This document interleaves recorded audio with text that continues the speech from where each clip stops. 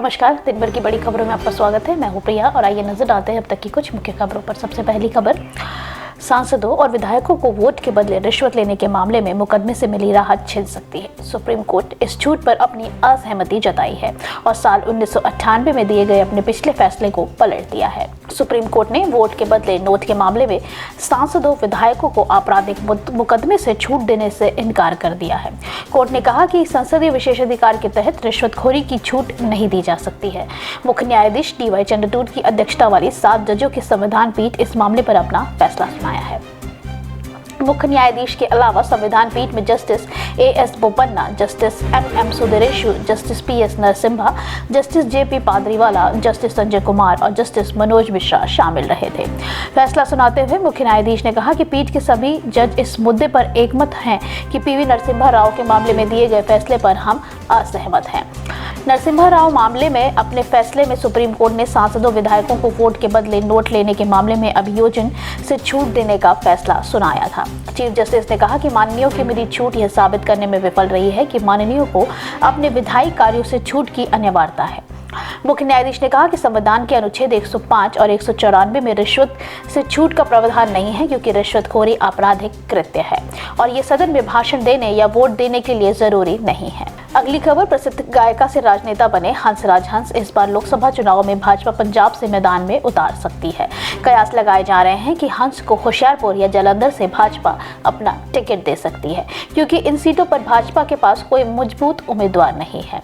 ऐसे में हंसराज हंस की दिल्ली से छुट्टी तय मानी जा रही है। बता दें कि दरअसल दिल्ली के उत्तर पूर्वी निर्वाचन क्षेत्र से भाजपा सांसद हंसराज हंस के प्रदर्शन को लेकर एक सर्वे कराया गया है, जिसमें एक सांसद के तौर पर उनके कामकाज को लेकर पूछा गया है।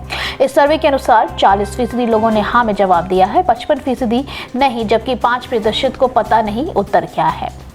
ऐसे में यहाँ की जनता इस बारे में किसी दूसरे उम्मीदवार को चाहती है। अब देखना होगा कि भाजपा इस सीट में किस उम्मीदवार को मैदान पर उतारेगी।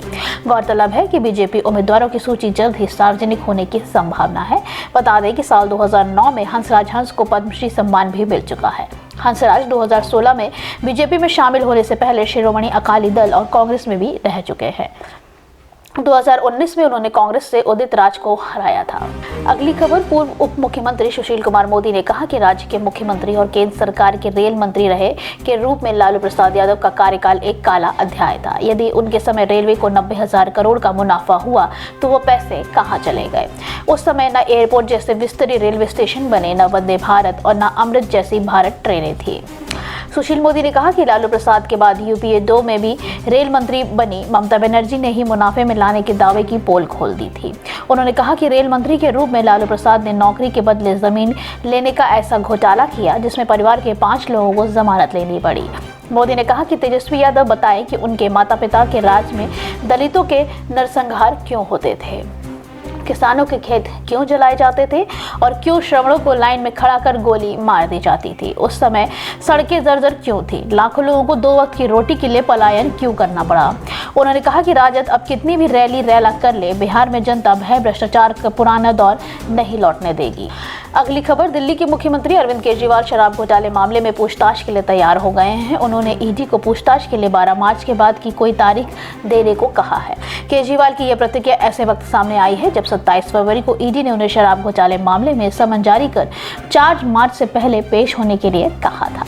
आम आदमी पार्टी के सूत्रों ने कहा कि मुख्यमंत्री ED के सभी सवालों का जवाब देने के लिए तैयार हैं, हालांकि यह समन गैर कानूनी है।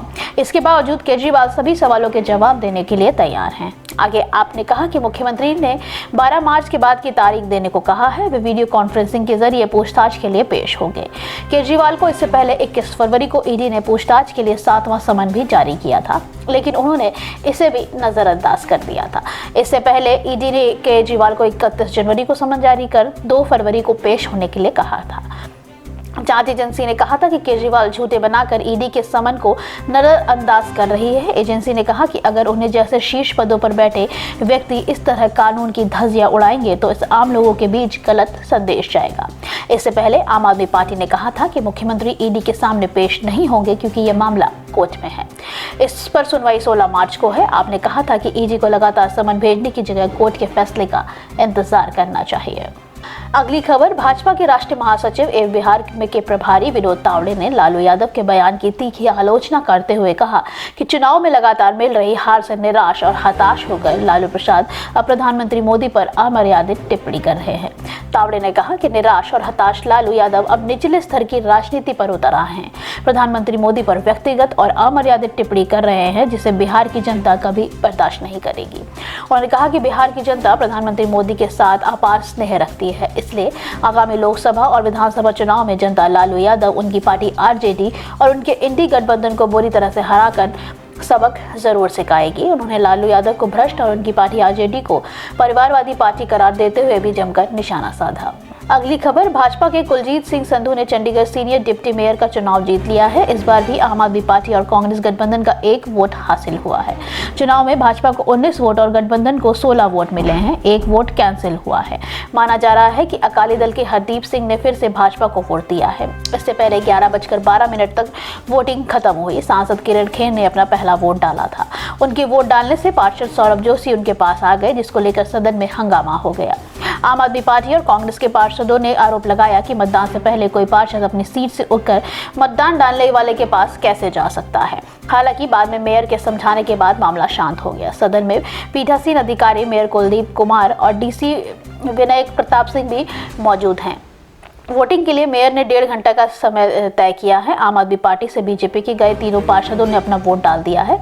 वोटों की गिनती से पहले नगर निगम के संयुक्त सचिव गुरिंदर सिंह सोढ़ी ने मेयर के साथ बैठने को लेकर भाजपा पर हंगामा शुरू कर दिया था। भाजपा के सौरभ जोशी ने आपत्ति जताई है कि क्या वे नियमों के अनुसार ऐसा कर सकते हैं। जीत के आंकड़े अभी भाजपा के पक्ष में है, लेकिन आम आदमी पार्टी और कांग्रेस गठबंधन दोनों पदों की जीत का दावा भी कर रहा है। आखिरी खबर, कांग्रेस के पूर्व अध्यक्ष राहुल गांधी ने सोमवार को भारतीय जनता पार्टी पर संविदा व्यवस्था को लगातार बढ़ावा देने का आरोप लगाया और कहा कि विपक्षी गठबंधन Indian national development inclusive alliance के युवाओं के लिए नौकरी के बंद द्वार खोलेगा। उन्होंने यह भी कहा है कि विपक्षी गठबंधन द्वारा सरकारी विभागों में रिक्त पदों को भरने के लिए ठोस योजना तैयार कर ली जा रही है। राहुल गांधी ने सोशल मीडिया मंच एक्स पर पोस्ट किया कि देश के युवाओं को एक बात नोट कर ले, प्रधानमंत्री मोदी की नीयत ही रोजगार देने की नहीं है। नए पद निकालना तो दूर, वे केंद्र सरकार के खाली पदों को पर कुंडली मारकर बैठे हैं।